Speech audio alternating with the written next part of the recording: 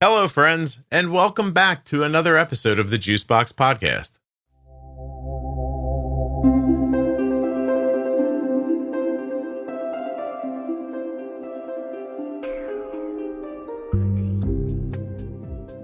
Sarah is here today to tell her Glucagon stories, and she has more than one. This is only the 6th Glucagon story episode, and somehow I have a repeat name, so that's why this one's called Glucagon Story Different Sarah. Sorry, I didn't know what else to do. The other Sarah is at episode 1029. Please don't forget that nothing you hear on the Juicebox Podcast should be considered advice, medical or otherwise. Always consult a physician before making any changes to your healthcare plan or becoming bold with insulin. Don't forget to save 40% off of your entire order at CozyEarth.com. All you have to do is use the offer code JUICEBOX at checkout. That's JUICEBOX at checkout to save 40% at CozyEarth.com. I know that Facebook has a bad reputation, but please give the private Facebook group for the Juicebox Podcast a healthy once-over. Juicebox Podcast, Type 1 Diabetes.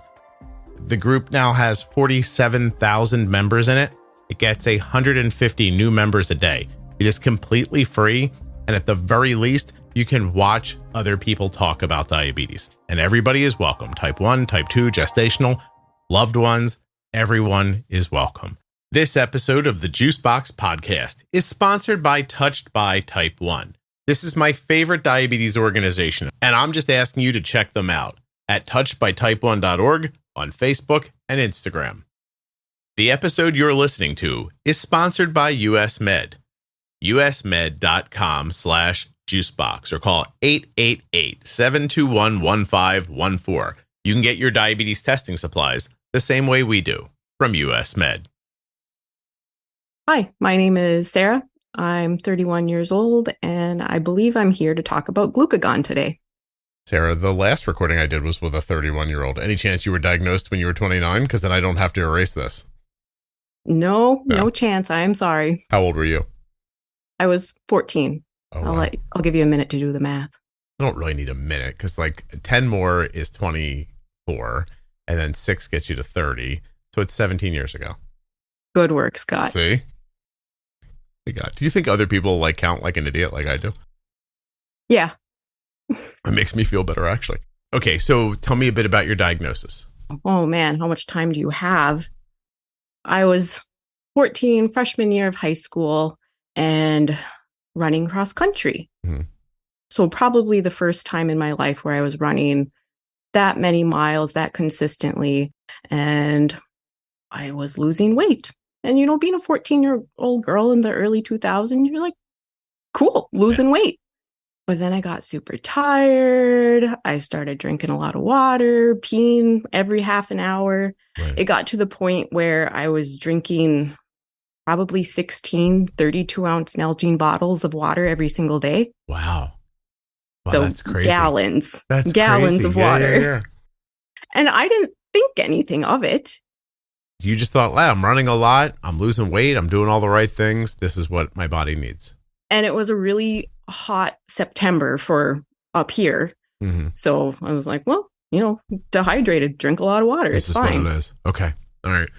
Wait a minute. 32 times 16. Hold a second. 12, 18, 19, 2, carry the 1, 4, 2. Oh my God. You think you were drinking over 500 ounces of water a day? It was like 4 gallons daily. Wow.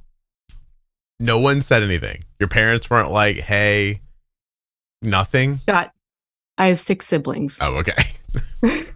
You weren't committing a crime, so they were okay with whatever was happening.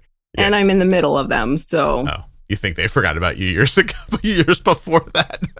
Well, the thing is, I was kind of like the perfectionist child that really didn't need a whole lot of attention. Mm-hmm. And, very easy to entertain myself, take care of myself. And they didn't worry about Sarah. So. I'm going to go down a weird road with you. Does that bother you? No. Because I've heard from people who are like, look, I was like the one that was good at math or I was good at homeworks, but nobody ever helped me with my homework. And there were times I sat there while other people were being helped and thought, I'd like some attention from my family too. But you didn't have that feeling? No, not really. Okay. And I mean, I feel like my parents in general were a little bit inept at parenting. Okay. They So were good it at the was a other lot of, part. oh yeah, excellent at bearing. So I'm looking at you today. You're fair skinned. You seem to have a reddish hair. Are you Irish? I'm 100% Finn. Finn. Okay. All right. So Finn and 6 kids. Was it like their job to make kids? Is that a religious thing? Well, we grew up Apostolic Lutheran, which I don't know that they like straight up don't believe in birth control, but like they're very family oriented. Gotcha. So, you know. So make a lot of kids. Why? A family of 7 is small. What do you, I mean, if you don't want to talk about this, we can just keep going, but why would you say your parents weren't great at parenting? They're not good at communicating at all. And, you know, my dad worked swings. So 8-hour shifts of, you know, days and then nights and then afternoons and days and nights and afternoons. And so he was just wrecked all the time. I gotcha. So he was a little, I would say, impaired, being able to very well communicate and orientate with his family. Being exhausted? Yeah, exhausted. Okay. And honestly, it seems like a lot of Finns in general just aren't good at communication. And so if you don't want to get a little bit personal or have those deep, close conversations with anybody, you're not having them with your kids either. Gotcha. Do you have any children? Not yet. No? We're hoping. You're thinking, you're working towards that. Okay. How is your communication? I made intentional efforts to work on it. Mm-hmm. And so I feel that I'm a very good communicator. And, you know, my husband, I always said when I was younger that I would never marry a Finn just because of the communication issues I saw growing up. And my husband's like 75% Finn as well. And fortunately, he's a good communicator too. You guys live in a logging community somewhere in the Northeast? Pretty close. Yeah, am I getting it? Okay. I used to hate ordering my daughter's diabetes supplies. I never had a good experience and it was frustrating. But it hasn't been that way for a while. Actually, for about 3 years now, because that's how long we've been using US Med.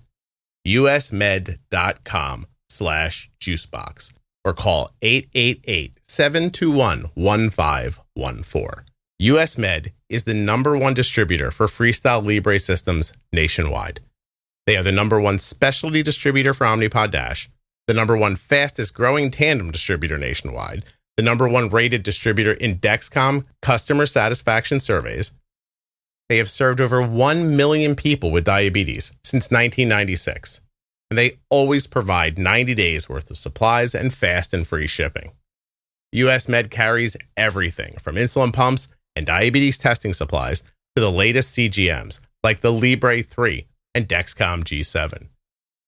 They accept Medicare nationwide and over 800 private insurers. Find out why US Med has an A+ rating with the Better Business Bureau at usmed.com/juicebox or just call them at 888-721-1514. Get started right now, and you'll be getting your supplies the same way we do. 14 years old, 6 siblings, dad's working, your mom's got 6 kids. Was she involved at all, or was it just like, Sarah, do the thing, and you did it? Yes and no. So we all kind of did our own thing. We didn't have a lot of oversight from our parents. Like when we tell stories to our parents about things we did as we were kids, they had no idea. Right. And, you know, they tried, certainly, but trying to keep up with 7 children and, you know, pay attention closely to each of them. And if one's a little more of a troublemaker than the other ones, then they're more likely to be the focus, which for me was fine. Around diabetes specifically, though, did your mom, what was your care like, I guess? What do you remember having to do when you were first diagnosed? When I was initially diagnosed, I was hospitalized for 5 days. Mm-hmm. And then they put me on Lantus and Humalog.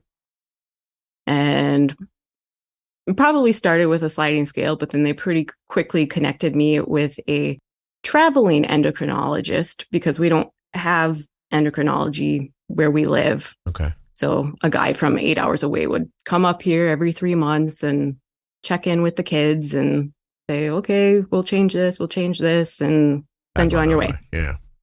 So it was Humalog and Lantus, MDI for a good year. And, that went okay, but I really didn't have very good guidance or teaching. So we didn't really know what we were doing. And my parents, their extent was, what's your blood sugar? Take your insulin. Right. That was it. But yeah, not super involved. And I've actually found out in retrospect in the recent years how freaked out they were about it, because things weren't working well for me. I'd be high, I'd be low, I'd be high, I'd be low. And like now I know why. Yeah. Back then, no. But my parents, they were just freaked out. I actually work as a diabetes educator now. Oh, okay. And I had a patient telling me who used to work with my dad. He's like, oh, you're the daughter with diabetes. He was telling me about you and he thought you were going to die. Really? Yeah. Wait, 16 years ago? Like in 2000 and what? Wait, when was that? Like 2008? 2007. Yeah, okay. Your dad thought you were a goner? Well, God, the reason I'm here to talk about glucagon is I have a few stories. Oh, okay, all right. But his idea of this was that it was unmanageable and would shorten your life? Well, my endocrinologist told my parents that I was a brittle diabetic, and that's just the way it's going to be. Ah, got it. Okay. My mom, she got so stressed about it. She saw this book on a magazine cover or something, the Diabetes Detour Diet, obviously aimed towards type 2 diabetes. But she's like, maybe it'll help. Let's do this. And so we did the Diabetes Detour Diet. Didn't help at all. I would imagine. I mean, she lost like 30 pounds. It was fantastic. But for me, it was horrid. Hey, Sarah's still going to die, but I'm going to look great at the funeral. Look at this. I feel good. So yeah, I was just in rough shape. And honestly, through my teenage years, I myself did not expect to see 30. No kidding. Because they mimicked it back to you, or because you were getting low so often, you just thought, one of these is going to get me. Yeah, I figured, with the severe highs and the severe lows and close calls, I figured I'm not going to make it. And honestly, because of how horrible I felt, I was okay with that because I didn't want to live past 30 feeling the way that I did. Like crap all the time. Do you know, like my rough math just now told me that like 1% of the Finnish population has type 1 diabetes. Like that's a big number. Like how would you not know more about it? You know what I mean? Also, I have to say, the podcast is shockingly not listened to in that part of the world, which freaks me out because they're English speaking and you would think they'd be able to like listen. And of all the countries that it's listened in, some of those kind of, I guess, Nordic countries that like are like have high populations of type 1s, they don't seem to listen to the podcast there as much. I'm fascinated by that too. Yeah. Have been for a while. Okay. All right. So your mom's not that involved. Everyone just thinks like Sarah's like a ticking time bomb. You start thinking that. You don't feel good to begin with. When's the first time you have a seizure? Probably when I was 15, maybe a year and a half after diagnosis. How many do you think you've had over the years? At least 8. At least 8. And probably more that I'm not aware of. Like while you were sleeping, you think? Yeah. Okay. And how about low blood sugars where you needed help? But countless. Dozens? More. No kidding. You were bouncing constantly. Mm-hmm. Okay, so no CGM, obviously. No. When did you get one eventually? So a year after I was diagnosed, my endocrinology office told me, hey, you can go on a pump now. And they gave me the different pump options. They showed me what I think was probably an Animas pump, the Medtronic pump, probably a mini med back then, and the Omnipod. And because I was a swimmer at the time, I'm like, oh, I either want this pump that's, big and clunky, but it's waterproof, or I want that Omnipod. And in hindsight, I think my endocrinology office must have been contracted with Medtronic because they told me, oh, yeah, I mean, you might not like them as much, and your insurance probably won't cover it, either of those. They'll probably cover the Medtronic, though. And for where we live, I had the best insurance you could get. Right. So, like, I know they would have covered that Omnipod, and I really wanted it, but they hardcore pushed me to a Medtronic pump. And then eventually it got like that really old, just terrible sensor that connected with it. Yeah. And was a horrible experience. But I got on that pump. I'm just going to say, this is crazy, but you grew up somewhere around Minnesota, right? Yeah, close. Yeah, because that's the area that Medtronic is, the major part of the company is located there. And you just always see that people in that part of the world, part of the country, seem to get told Medtronic a lot in old stories. It's really interesting. I want to say Medtronic is currently an advertiser on the podcast for their Medtronic community. It is what it is. They probably had great salespeople. You know what I mean? I'm sure they did. Yeah. So, wow. Okay. So you get put on a pump. I got put on this pump that is not waterproof. And so me being a swimmer, I swam multiple hours every day after school. And I, of course, had to take my pump off. Mm-hmm. And I didn't have any think insulin. About having to take a little bit of insulin here and there during practice. So every day after practice, blood sugar over 400. Right. Every single day. Correct. Brings it probably way too far down overnight. And then, waking up in the middle of the night, treat the low. Sweating, like the whole thing, right? Okay. It's just a constant roller coaster. So then what I suspect happened the first time I had a seizure was maybe after like a swim meet, which is longer than typical swimming practice. And my blood sugar was probably extremely high from being disconnected from my insulin pump. Also, the adrenaline, the cortisol going on while you're swimming and competing. And so being extremely high after practice and, or after this meet, take my insulin to correct, take my insulin for whatever food I was having. And I probably didn't need most of that correction insulin.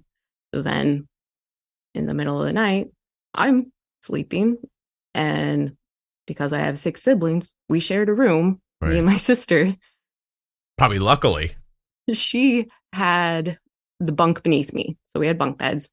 And she said she could hear me just kind of like thrashing around, making kind of weird noises. And then like really just flipping out. So she's like, Sarah. And she looks up at me and I'm convulsing. I'm foaming blood out of my mouth. You bite your tongue maybe? Yeah. Bit my tongue, bit my cheek. So between the foaming spit, the blood, it just looks traumatizing for my poor little sister. She screeches, runs out of the room to get my mom. And of course, my dad's on midnight shift this night. He's not home. Your sister's yelling about the Lutheran devil is in her room. And so she goes to get my mom. My mom comes running in. She flips out. She doesn't handle stress well in general. And it's just chaos. And, another sister shows up, probably some of my brothers too. I think it's my older sister who figured out how to give me my glucagon. Okay. And then, call EMS, and they hauled me off to the emergency room to get me stabilized. And that was that. You're about 15. I went to school the next day. Yeah. And that glucagon would have been the red box, right? Yes. Yeah. You have that red lily kit. Yeah. So, okay. So did your sister give you the shot? Because it was a big needle on that glucagon thing. It is gnarly. Yeah. So your mom, not helpful. You're dead if it's just you and your mom in that situation. She calls 911 if you make it to the ambulance, that God bless, but she ain't going to be able to help you. Well, there was another time. Okay. Go ahead. There's been a few times. So that happened at least twice while I was in high school, probably from the swimming situation. Okay. Years later, I had gone to school for engineering. I moved out to Washington. I kind of wandered around for a while. And then eventually I'm like, you know what? I kind of want to go home, repair my relationship with my parents, spend time with them. And so I was living at home, and I think two of my brothers were also living at home too. I was in this phase where I would work out at night, and similar sort of thing. The stress, the cortisol, doing heavy weightlifting, adrenaline, blood sugar gets super high. And I was trying to figure out diabetes at this point in time. Yeah. Thinking, you know what? I think I'm going to make it to 30. I might as well figure it out. So how old are you at that point? Oh gosh, let's see. This would have been, I'm going to go home and talk to my 2017. parents. 2017. Oh, Jesus, not long ago, really. No, not that long ago. Okay, so you're like in your mid-20s. Yeah, mid-20s, and you've now had diabetes for a decade or more, and you're starting to think, maybe I should figure out how this works. Yeah. Okay, all right, I got it. Yeah, so late night workout, do my thing, blood sugar's high, no surprise. Take some correction insulin, have a shower, go to bed. Didn't think anything of it. My bedroom and my brother's bedroom were right next to each other, and our beds were against the shared wall. Right. He said that he was laying in bed, and 2:00 in the morning, he's just getting super frustrated because he cannot sleep. And then he hears this death moan from my bedroom. Well, what it is when you start a seizure, your diaphragm contracts and all the air from your lungs is pushed out and you let out this. You moan. Raw. Yeah. So he hears that, and it freaked him out enough that he came running into my room, except I sleep naked. And so I had my door locked. And so he's trying to get into the room. He finds the key to unlock it, and he walks in and he sees me just completely naked, seizing all over the bed, breaking out. But he's a little bit more level-minded. Uh-huh. And so his first thought is turn her on her side. Okay. So he comes to turn me on my side, and I start fighting him. Right. And my eyes are open, and he said the look in my eyes was just terror. And he couldn't tell like if I was with it or if I was like trying to tell him something but couldn't speak. But I'm just fighting him. He runs and gets my mom. And again, my dad is working midnights. Yeah, sure, so of course. He's not there to help. Why not? So he runs and gets my mom, and they didn't know where my glucagon kit was. Oh. And honestly, it was probably expired anyways. Yeah. Still would work, but yeah. So what they decided to do was they got corn syrup and poured it in my mouth. Oh. And then called EMS, and they're like, we'll let them do the glucagon if they have it. So I kind of come out of that. The corn syrup got you? What's that? The corn syrup brought you out of it? I don't know if EMS showed up and gave me glucagon automatically, or if they let the corn syrup work. Because we don't want you choking to death before the seizure can kill you.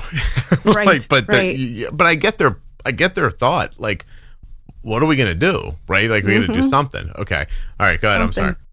So I kind of come to, and first thing I notice is there's a towel over my shoulder. I'm sitting in my bed naked with a wet towel on my shoulder, and I am sticky. Yeah. I'm like, what the heck? And I see strangers in my room, my older brother, my little brother, my mom standing around. I'm just like, what? And I tried to speak, and I could not speak. And my first thought was, oh my gosh, I had a seizure and now I have brain damage. Oh, you had that thought. I was terrified. Kidding. And it's, that post-ictal phase, you're cloudy. Yeah. I immediately thought, I must have brain damage. I can't speak. But then I realized my tongue, my cheeks were just ground meat by that point. Right. Wow. They're telling me what happened, and I motion for a sticky note and a pen, and I write down my blood sugar was over 400 before bed. And that was the last thing I had remembered. And they're like, well, yeah, that makes sense. And they gave me the option of going to the ER or not. I'm like, why at this point? This is old hat now. I'm good. Yeah. Why don't I just take a shower instead? For 2 weeks afterwards, though, that post-ictal phase lasted, and I was just cloudy, couldn't concentrate. I genuinely thought I had brain damage for a good 2 weeks afterwards. Okay. Did you tell anybody? Oh, yeah. Yeah. You're like, I definitely have brain damage. So when you look back at it now, are these all avoidable? Like if you knew how to use insulin better. Yeah. Absolutely. They just probably don't happen, right? Yeah. Like looking back at all of the episodes that I've had, I can understand why they've all happened except for one. Okay. There's one time where I'm just like, don't know where that came from. Don't know why. Seems crazy that one happened. Yeah. Okay. You carry glucagon now? Oh, yeah. Yeah, you do. Which one do you carry? The nasal or the Gvoke? My insurance company covers Baqsimi, Yeah. the nasal. So you have the nasal, the powder. Okay. Yeah. Everyone knows how to use it in your life? You're married, right?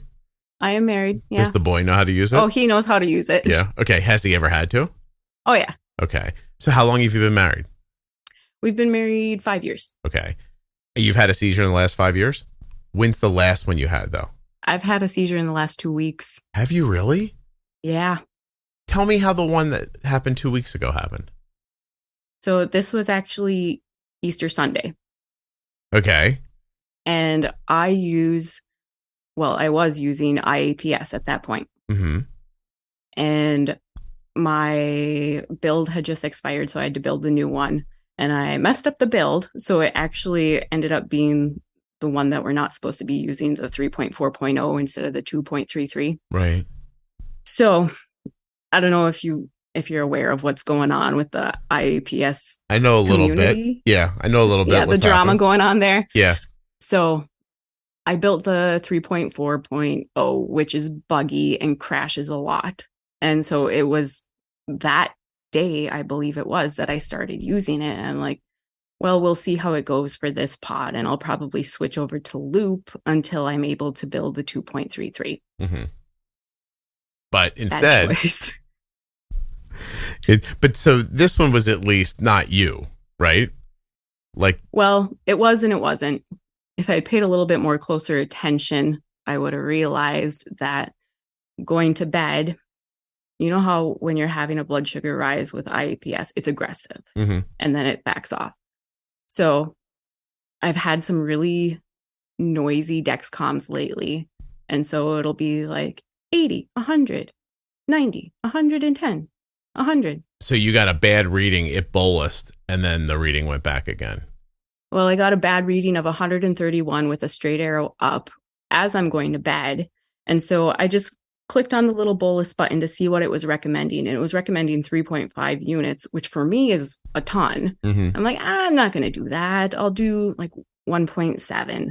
Not realizing that while I'm deciding about this, it initiated its own micro bolus of 0.8. And then you gave it 1.7. And then I gave it 1.7. Yeah. Okay. And not even an hour later, I had a seizure. And fortunately, my husband was home, which he's not always because he works nights. Okay. Like we knew right away that my blood sugar was starting to drop. I'm like, shoot, it overbolused. So I drank a juice box, ate a roll of Smarties, and I'm like, that should cover it. And I just laid down and went to sleep.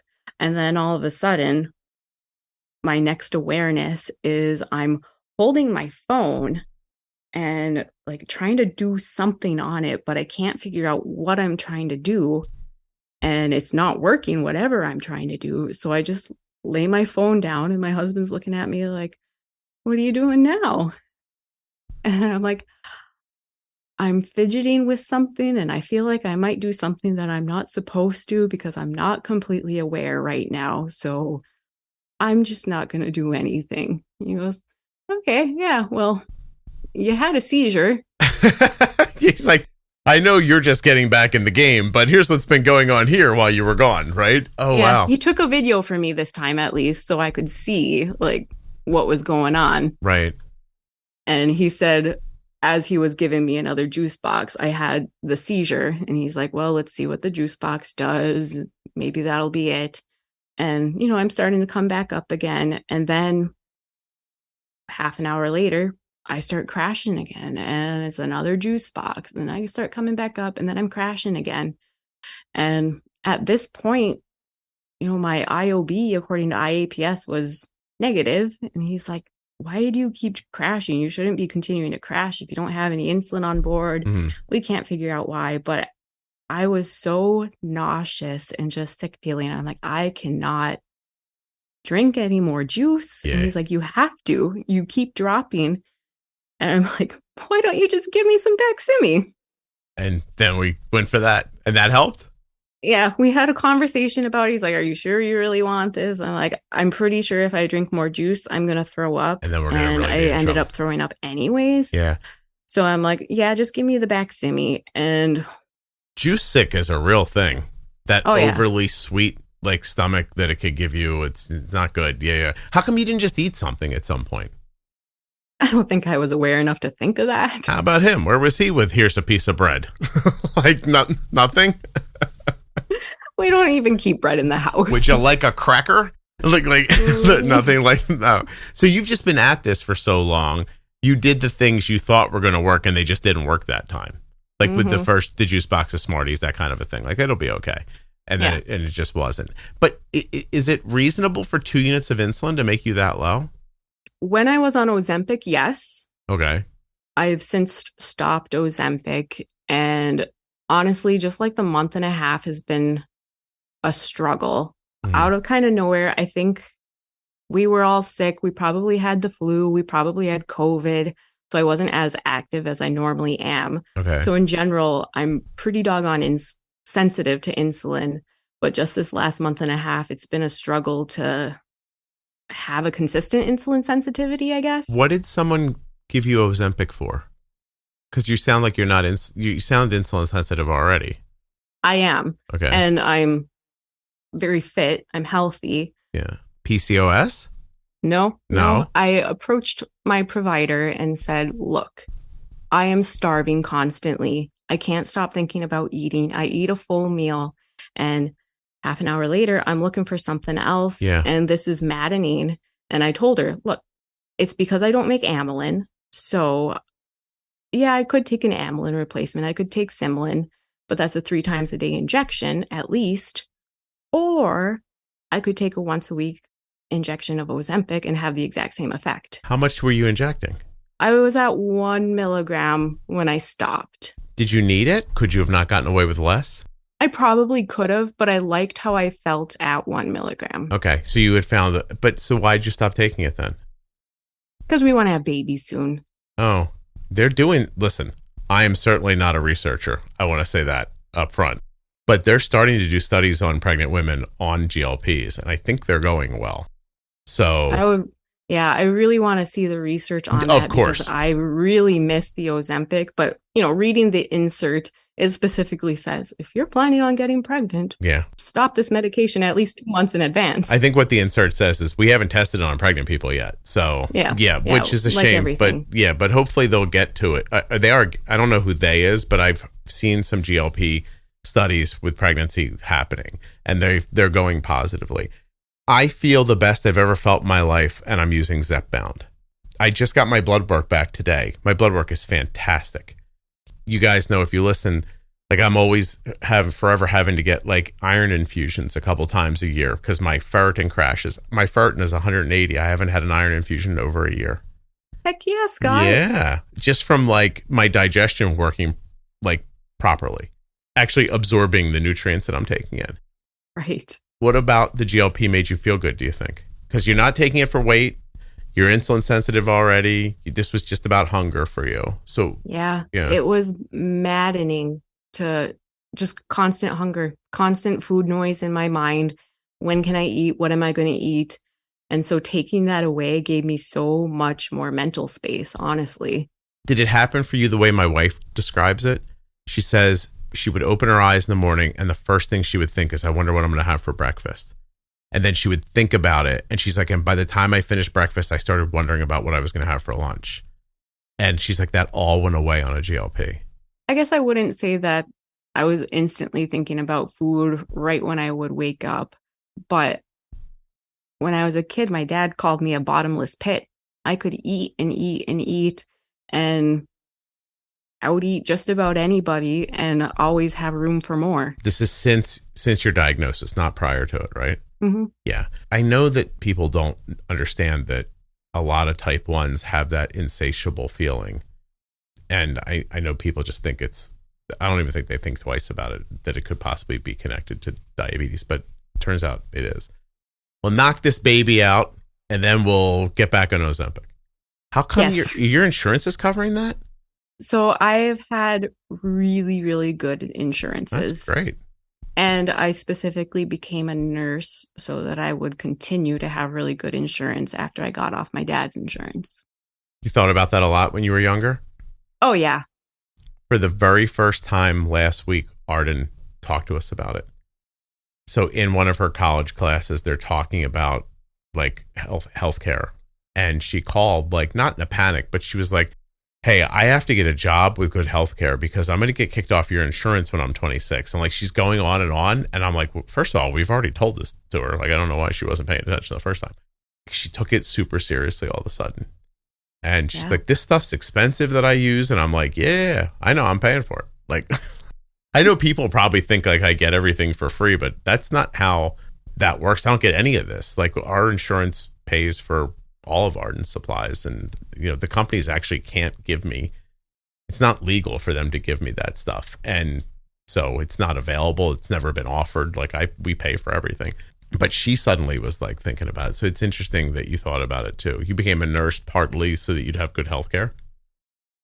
I would say mostly so I would have good health care. Wow, that's interesting. When I was a teenager, I didn't really know what I wanted to do, and I am a really good massage therapist. Okay. That's what I'm passionate about. I love doing it, but you don't get insurance doing that. Mm-hmm.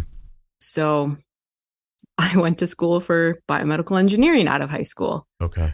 But I hated the whole sitting behind a computer, not interacting with humans sort of thing. So I'm like, I'm just going to massage and milk out this time that I'm on my dad's insurance until I'm 26. And then I realized Cobra would allow me to keep it for another 3 years. So I paid an exorbitant amount of money for 3 years to keep my dad's insurance benefits and get that really good coverage. It's a lot. Hey, do you side hustle massage now? Do you nurse? Oh, yeah. Yeah? I'm going to say that's what I would do. Do people come to you or do you go to them? It depends on the situation. Okay. Interesting.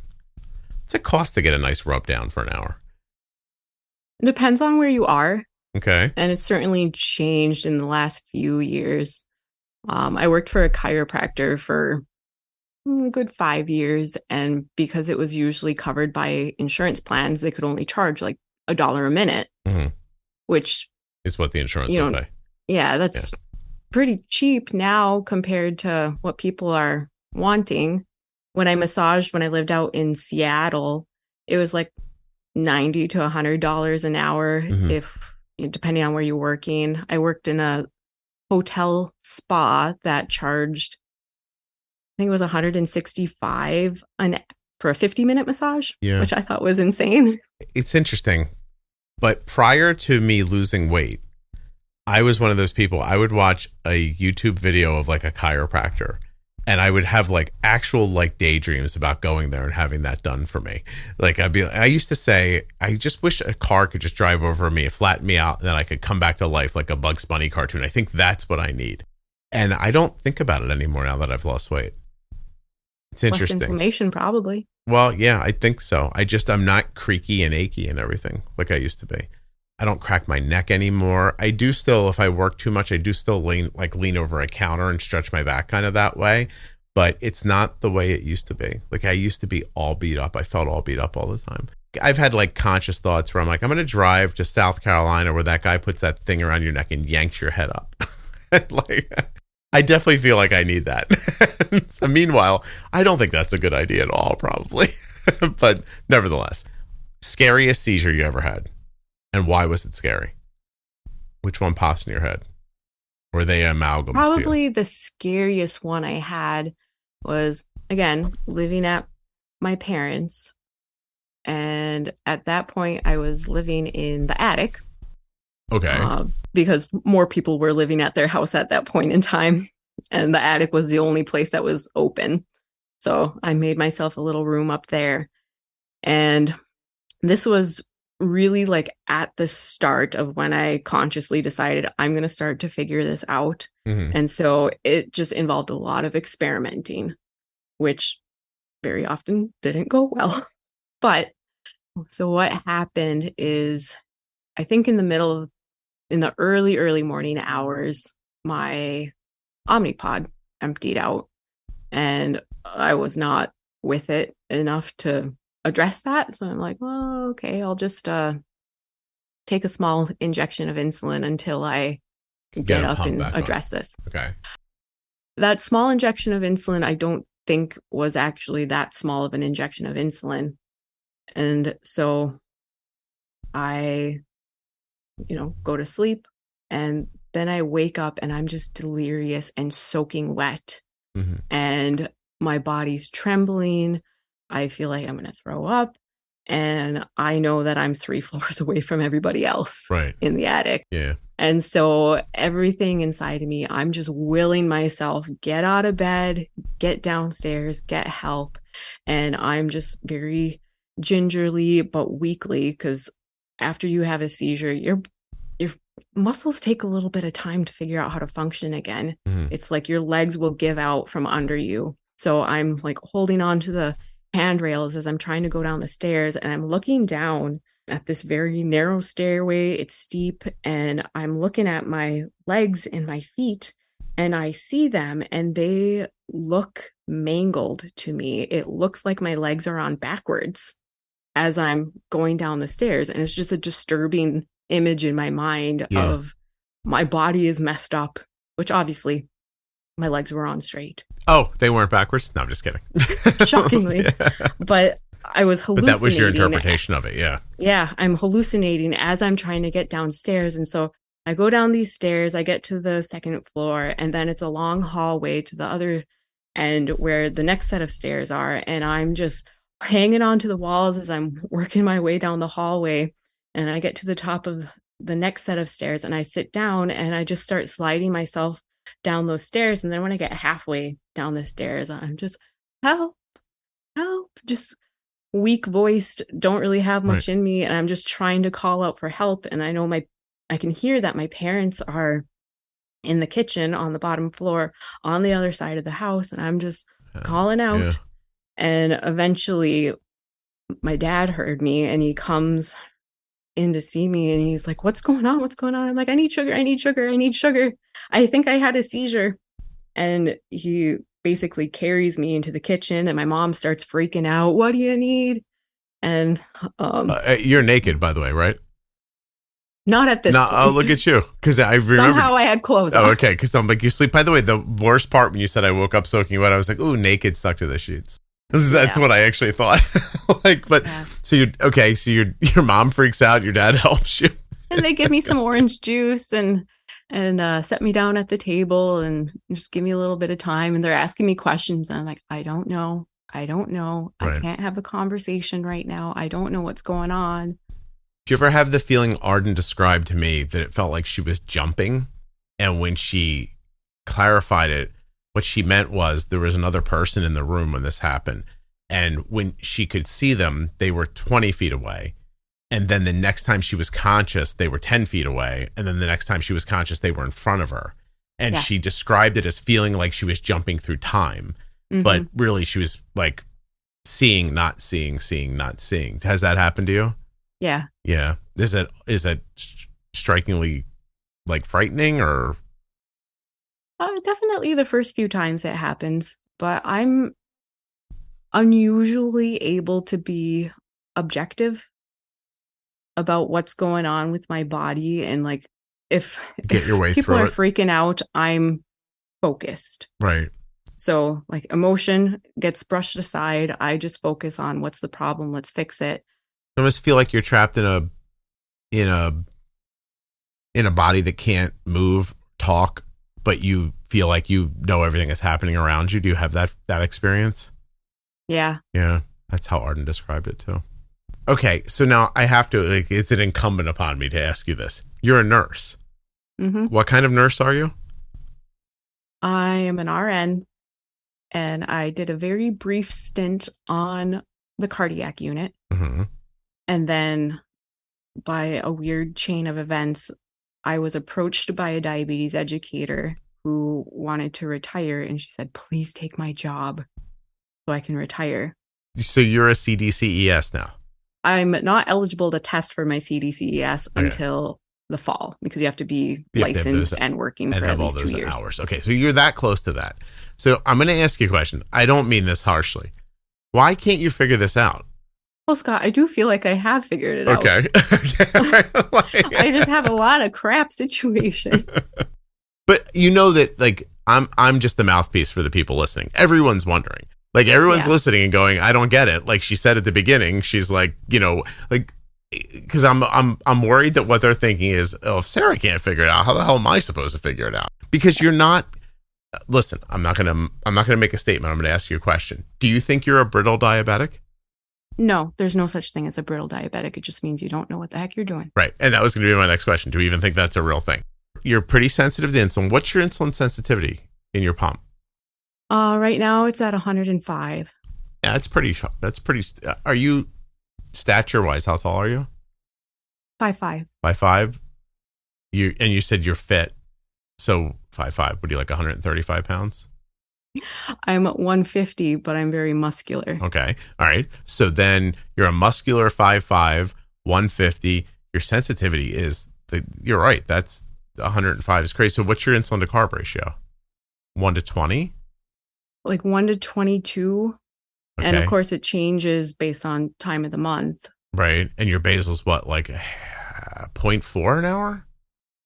When I was on Ozempic, it was 0.4 to 0.5. Okay. And now it's more off Ozempic. I think I've got it up to like 0.6, 0.7. Yeah. So what is it? Do you pre-bolus your meals? I do. Okay. And what's a spike for you when you eat? How much? What's a number where you're like, oh, I've spiked? While I was on Ozempic and doing my usual care, a spike, I would be upset being above 140. Okay. You know, waking up in the 70s and 80s, very typical for me. Right. Very minimal variation. Very comfortable in the 60s. Very rarely would I be hitting 200s, except for this last month and a half being sick and who knows what going on. But it seems like in the last couple of days, it's settled down quite a bit. So on Ozempic, was your A1C like 5.6, 5.7? No, typical was less than 5.5. 5.5. Okay. All right. How long did you do Ozempic for? 3 years. How many seizures did you have in those 3 years? 1. Okay. Hey. Do you want to know why, Scott? I do, but that's great. But why? So it was my first day working as a brand new nurse on the cardiac unit. Mm-hmm.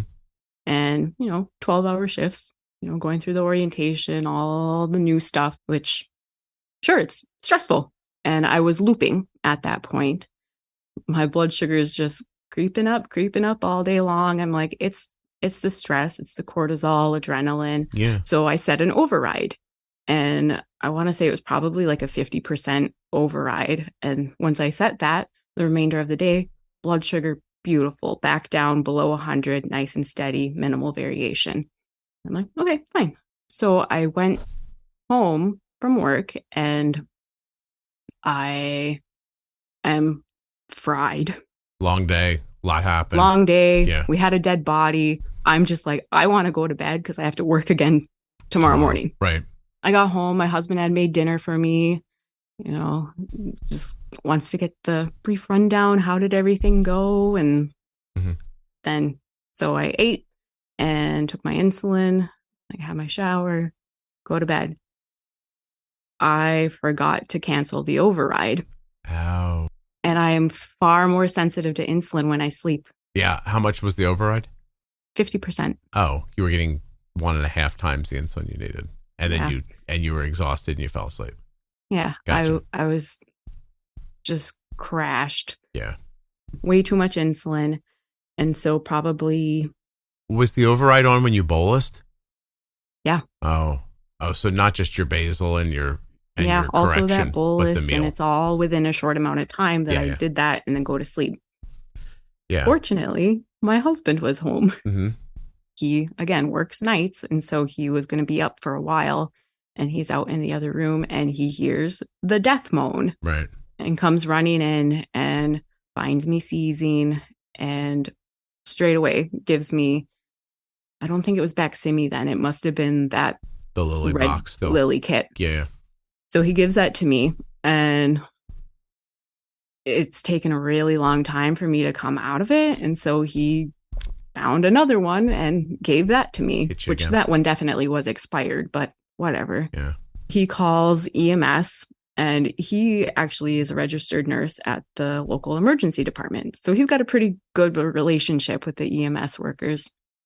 And so they come in and they're just watching me, seeing how things are going. And they said it was probably an hour of me sitting there in bed and just like not with it at all. They're staring at me, trying to assess my mental faculties. Mm-hmm. What year is it? And I'm like, it's 2016. Who was the president? Trump. Milford Fillmore. and they ask me, do you know where you are? And I'm like, oh yeah, I'm at the hospital in Marquette. And obviously I'm not.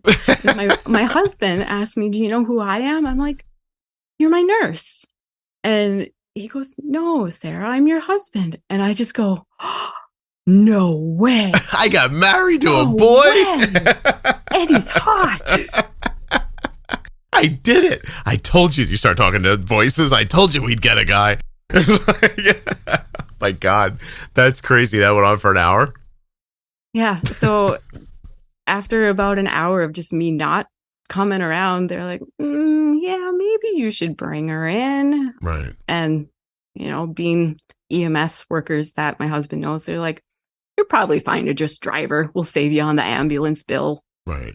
And he gets me in the car and he keeps telling me, you had a seizure. We're going to the ER. I gave you glucagon. You're okay. We're just going to get you checked out. I'm like, yeah, okay. And he keeps telling me, I'm your husband. I'm like, you're my husband. Okay. You're my husband. Yeah, you're my husband. If you didn't know somebody was related to you and you were being told you were, wouldn't you be scared or you know what I mean? Or I guess you didn't have the wherewithal to be scared. I'm pretty docile, honestly. I'm pretty docile. You could kidnap me easy, Scott. I just want to say. I'll go along with it. Oh, you're my mom's friend? Sure, let's go. But if you give me problems, we're going to fight. Yeah, but I will smack the shit out of you if you come for me with that glucose. That's for sure. Oh, my God. Seriously, though. Yeah. He got me to the ER and they put me in a bed and he's telling his coworkers what happened and what he's wanting. Yeah. And so they hook me up to dextrose and they get a sandwich. And of course, the plan is pump me full of dextrose, get that blood sugar up. Even though at that point, my blood sugar already was up. My brain just wasn't catching up to it. Yeah. And he tells the nurse who's assigned to me, he goes, she's not going to like it if you start pumping that dextrose in her. She's probably going to get mad, actually. Because her blood sugar doesn't look like it needs it. So yeah, and dextrose would be unnecessary. Sarah, have you ever seen a I don't know what the word is I'm looking for. Why can't I come up with the word I want? Have you ever had your brain scanned to make sure you're okay after all these seizures? No. No? Do you think about that ever? No, because I can still do calculus pretty comfortably. You're all right, because you know what a quadrilateral something triangle is. Like, I don't know it, obviously. I've been clear on I still have critical thinking skills. Yeah. I'm still very logical. I can think through problems. And, I don't feel like I have any actual deficits. But the lighthearted conversation aside that we're having, you don't want to be having these seizures, obviously. So, and 1 in 3 years after having so many, so the algorithm you think is, had you not, I didn't mean to say screwed up, but had you not screwed it up, had you not screwed up the override, you wouldn't have had one, except for this weird one you had recently that you can't figure out what happened. Right? The more recent one. The more recent. Oh no, the more recent one was when you put on the wrong DIY app. Yeah. Yeah. Okay. The one that I can't figure out happened was actually a year after. I don't know. Mm-hmm. You can't say you don't know right after you said cognitively, I'm okay. There's so many, Scott. No, I know. You're just trying to keep them all straight as all. What would you say to people about like being safe? Like, like obviously you're a different story and most people are not going to have nearly as many as you did. But I mean, is it just have glucagon on hand, make sure people know how to use it, try not to be alone? Like, what do you do if you're alone? You know what I mean? I'm a lot more conservative, I guess I would say. Mm-hmm. I do a lot of experimenting, honestly. Yeah. Sometimes it doesn't work out well. What are you experimenting for? Like, what is it you're trying to get to? I just like to understand how things work and, see how different things make me feel. Like I experimented with Afrezza. Sometimes I use it here and there. Yeah. Experimenting with the Ozempic. Now I'm experimenting with Symlin, Metformin, the different insulins, the different algorithms. I just want to find what works well and to be able to tell people, this is my experience with this medication or this algorithm or this system. Yeah. This is what you could feasibly expect. Don't mess it up. Is the Symlin helping you with the hunger problem or no? It does, but it's very tricky with figuring out bolus timing. And it's literally 3 times a day you have to shoot it? Yeah. Yeah, that's tough. I have to be honest, that GLP, I haven't thought about food in forever. Like, I actually got busy last weekend and I had that feeling at like 4:00 in the afternoon. I was like, what's wrong with me? And I was like, something's wrong. And then I was like, oh, I haven't eaten today. Like, I got up, I got involved with the dogs, then a thing happened, then this project I wanted to get to, I started. And then before I knew it, I was like, what is wrong? And then I was like, oh, I haven't eaten today. And I was not hungry, like not hungry at all. It's wonderful stuff. I have to say that Arden's using a half of Ozempic right now. She started at a quarter. She's at a half now. Her insulin sensitivity went from 1, I've said it like 42 or 43, but in that range, to like 1 to like 93 now. And her basal's down. Her insulin to carb ratio is weaker. Like, just everything. Like, she's just using a lot less insulin. It did impact her eating. And I haven't, I'd have to get her on here to have her really talk about it. And there's times where she's like, I can't eat. And there's times where she's like, I can eat fine. Like, I just am I don't eat as much. But her decrease in insulin isn't just because she lost a little weight, but a tiny, like on her, it probably looks like a lot, but it's probably 10 pounds. You know what I mean? But her insulin usage is not directly related to the food. It's something about the GLP and how it slows down your digestion. It's just fantastic. So I think at some point it'll be offered to every type 1. I hope so. Yeah, once insurance comes around on it. I think it's more about they got to figure out how to make enough of it first. Like, I actually think like 10 years from now, like the whole society might overall look differently because of it. It's really impactful. So you're shaking your head. Yes, because you've used it. So I probably just sound like I'm being paid by a GLP company, which I'm not. And I prescribe it all the time. Yeah. Do you? Good. Yeah. I am not being paid, but I want to be clear. I would accept money because I genuinely have had such an insane experience with it. Like, my wife and I, both our lives are like completely different. Arden's is too. Yeah. Just, and so, because we found a doctor who was willing to like kind of deal with things the way you were talking about. So it's very nice of you and brave of you to do, because somebody's going to judge you over this, just so you know. I'm sure. I get crap online once in a while because I've shared, like, Arden came on here and talked about having a seizure after her senior prom. Mm-hmm. And, if you dig around in the right corners of the internet, you'll hear some horrible people like say, see, his daughter eats carbs and look what happened to her. So I've actually seen that. If those people are listening, I hope you fall on a sharp stick. I don't care. Like, and she doesn't care either. It's what happened to her. She had a very similar experience. She had a big day. She was very active. Her blood sugars were fantastic all day long. Nothing. I was watching it like, remotely. She was paying attention to it. There was nothing that you would have thought, that was strange. And then she had, like, they had some weird meal at like 3 or 4 o'clock in the morning.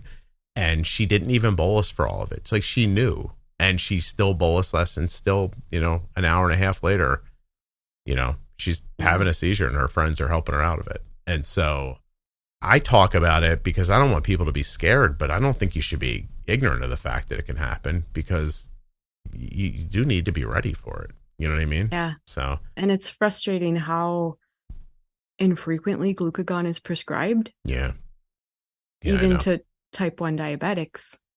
Yeah, they should have it. Arden has one with her constantly. There's one in her bedside. There's one in the bag she carries around. I have them in my house. Like, they're everywhere. Do you want the injectable, or are you happy with the, like, if you had your druthers, would you pick Gvoke, or are you happy with the Baqsimi? I probably would pick Gvoke, just because, this last time that I had the Baqsimi administered, I was actually conscious and aware for that. Mm-hmm. And it hurt so bad. Not fun. It was horrible. Yeah. Squirting a powder up your nose wasn't pleasurable. Getting punched in the face right through back to the end of your occipital bone. Felt like it went right through your brain? Yeah. You were just like, woo, here we go. Like that. Burned, right? Yeah. Yeah. So glucagon burns in general, though, right? The injections burn too, don't they? Yeah. I mean, that could be, is it the glucagon, or is it because it's an IM injection? Right. Which doesn't feel good. But not in your head. Yeah. So what I actually have I have a trainer pen here, a Gvoke trainer pen. And what I love about it is it's like, it's just like, it's cap, click, done. It's over. Like, you know what I mean? It's the self-injectors are like, they're pretty great.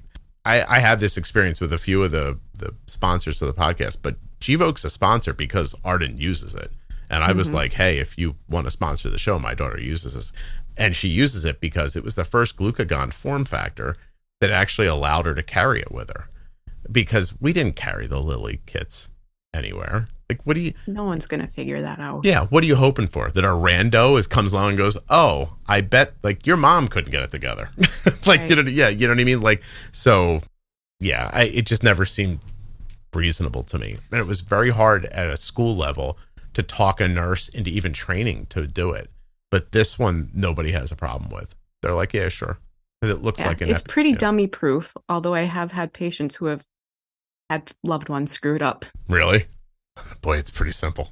I know. But anyway, that's nice. Is there anything we didn't talk about that we should have? I mean, I could probably just tell you a lot of stories about glucagon or anything in general. But yeah, you might have to come back one day and we'll talk not about glucagon. I like you. You're fun. Well, thanks, Scott. I appreciate it. How do you know about the podcast? Probably a year and a half ago, deer season, I needed something to entertain me while I was cleaning and gutting and processing my deer. And so I'm like, diabetes podcast. That sounds interesting. And I didn't like it at first, to be perfectly honest. Yes, I'm very coarse. People don't like me, generally speaking. No, not at all. Oh. And I'm like, this guy doesn't even have diabetes. But I kept listening. And you're like, he might know something. Oh, he actually knows what he's talking about. Thank you. I can deal with this. I get that he doesn't have diabetes anger. I mean, I understand it. Like, I probably would be like, wait, what? This is ridiculous. But yeah. I'm glad you stuck with it. And it's really cool to know that I'm with you while you're cleaning deer. Yeah. I wonder what else people are doing while they're listening.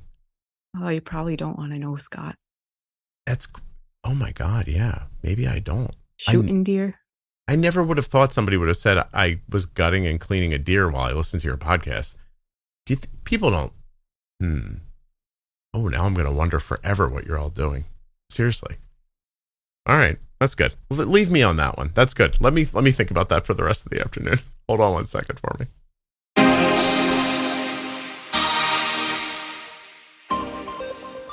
A huge thanks to Touched by Type 1 for sponsoring this episode of the Juicebox Podcast. Check them out on their website, touchedbytype1.org, or on Facebook and Instagram. The conversation you just enjoyed was brought to you by US Med. usmed.com/juicebox or call 888-721-1514. Get started today and get your supplies from US Med. Hey everybody, I know there's so many episodes you might be like, I don't know where anything is, but if you go to juiceboxpodcast.com or go to the private Facebook group and look in the featured tab, you'll see a complete list of all the series that exist within the podcast. And I'm talking about After Dark, Ask Scott and Jenny, Algorithm Pumping, Bold Beginnings, Defining Diabetes, Defining Thyroid, Diabetes Pro Tip, Diabetes Variables, Mental Wellness, Type 2 Diabetes, How We Eat. And if we add something else like, say, My Weight Loss Diaries, which we did, you'll find them there as well. And as a matter of fact, we're about to add a new list right now about GLP medications because we have a seriously nice grouping of episodes on that topic. This is a good way for you to keep up with what's going on the Juicebox podcast, and even a better way to find those series that are, compendiums at this point, 10, 20 episodes that are all on the same topic. I can't thank you enough for listening. Please make sure you're subscribed or following in your audio app. I'll be back tomorrow with another episode of the Juicebox Podcast.